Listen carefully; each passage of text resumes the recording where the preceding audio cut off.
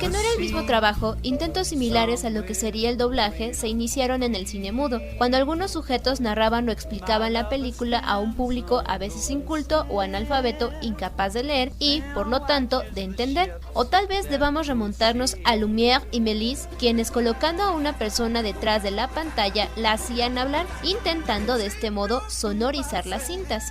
Es como hay que vivir, a vivir así. Yo aquí aprendí. Poco antes de la década de los 30, entre 1928 y 1930, se realizó el primer doblaje que, probablemente, debió tener cientos de fallas auditivas. Así, la primera película en sujetarse a este experimento fue The Flyer, realizada en Alemania por la Paramount. Poco después, con Río Rita y Broadway, llegó la oportunidad de castellanizar films en otro idioma. Al respecto, Lob Santini cita en su libro Locución y doblaje a Pizarro León con lo siguiente: para dar tan importante paso, la Universal escogió una de sus brillantes y aplaudidas producciones sonoras, Broadway, interpretada y grabada en inglés por Evelyn Brent, Glenn Troy y Myrna Kennedy. Encomendó a sus expertos la versión en español de los diálogos de las escenas principales y se dio a la tarea de buscar dobles de origen latino para sustituir sus voces en la pantalla a las de intérpretes originales. Después de una selección cuidadosa, quedó esta importante labor a cargo de las siguientes personas: Juan Torena, cuya voz reúne magníficas condiciones en el principal papel masculino; la princesa María de Borbón, sustituyendo la voz de Evelyn Brent; y en los demás papeles importantes, Carlos Amor, primo de Dolores del Río y muy conocido en México, Cristina Montt, Andrés Cherón y Rosa del Mar. El resultado obtenido con Broadway demuestra claramente que es posible adaptar diálogos en castellano a películas habladas en inglés.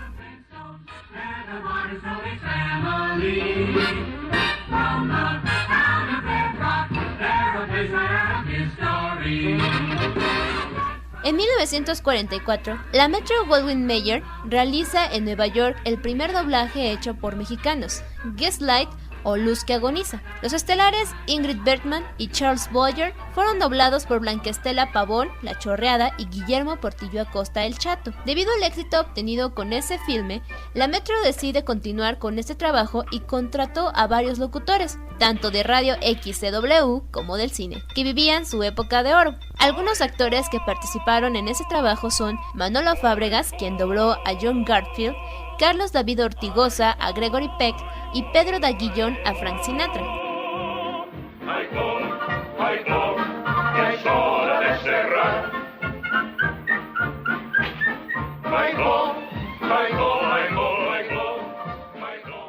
Así pues, de la primera película doblada al castellano en 1929 al primer logro mexicano, transcurrieron 15 años, mientras que en Europa se vivía un avance continuo en este rubro.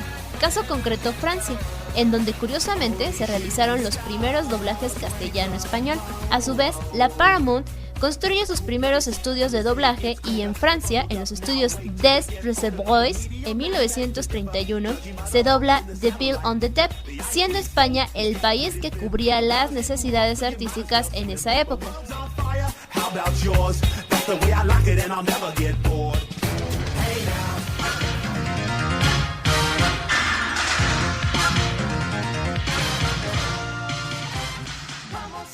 En su libro Cine Mudo, Miguel Barbachano muestra una nota tomada de Tiempo de México, el 1 de agosto de 1983, en la que se narra el estreno de Santa en esta forma: la primera película mexicana sonora, Santa, se estrenó ayer y constituyó todo un acontecimiento.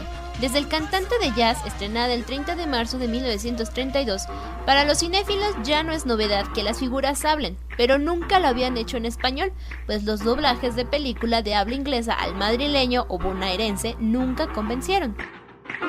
They're creepy and they're kooky, mysterious and spooky. They're all together ooky, the Addams Family. The house is a museum.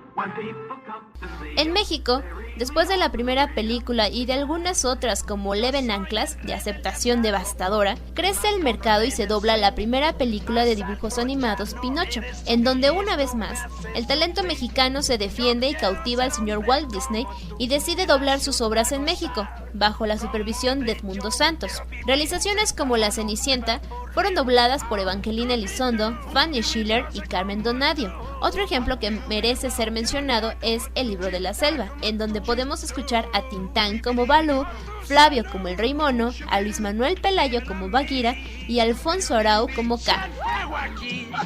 ¡Me notarías tú!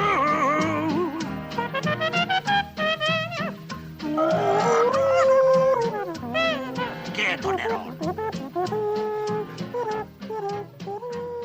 Con el avance tecnológico y el invento de la televisión, series como Rin Tin Tin, Patrulla de Caminos, Láser de Bengala y otras tantas fueron el deleite de muchos. El sueldo era estupendo y las jornadas de trabajo superaban en algunas ocasiones las 15 horas. Hoy en día hay cambios significativos en cuanto a contratación, sueldo y forma de trabajo. Por el momento, y para cerrar este apartado, cabe mencionar la existencia de más de 20 compañías de doblaje.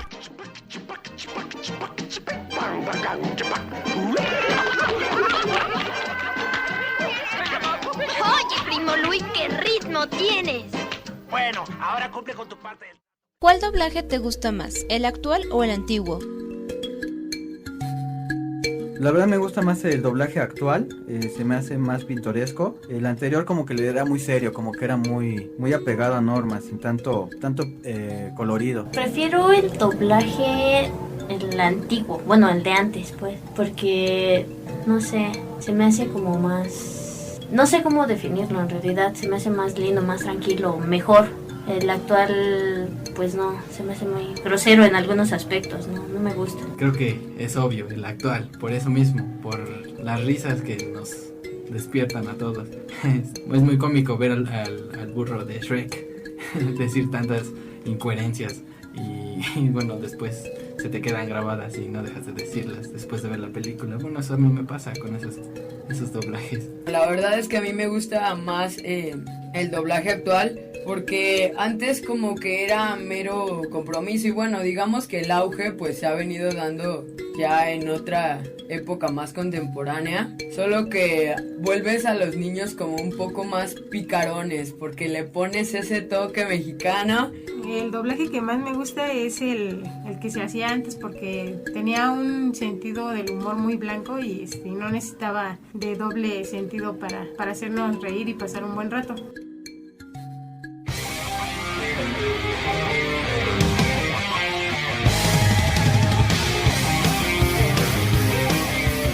El idioma no es más que un código o sistema que usa un grupo de personas para intercambiar información y experiencias, con lo cual desarrolla y acrecienta sus conocimientos y su conducta.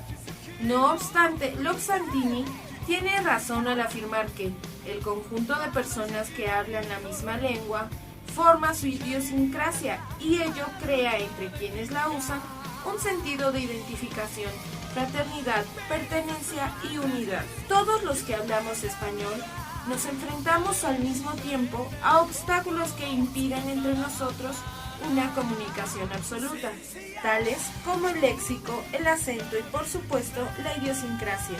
Aquí es cuando el doblaje se hace necesario para solucionar los problemas de incomprensión y accesibilidad a las manifestaciones de la cultura y la información, al emplear el mismo idioma o lengua.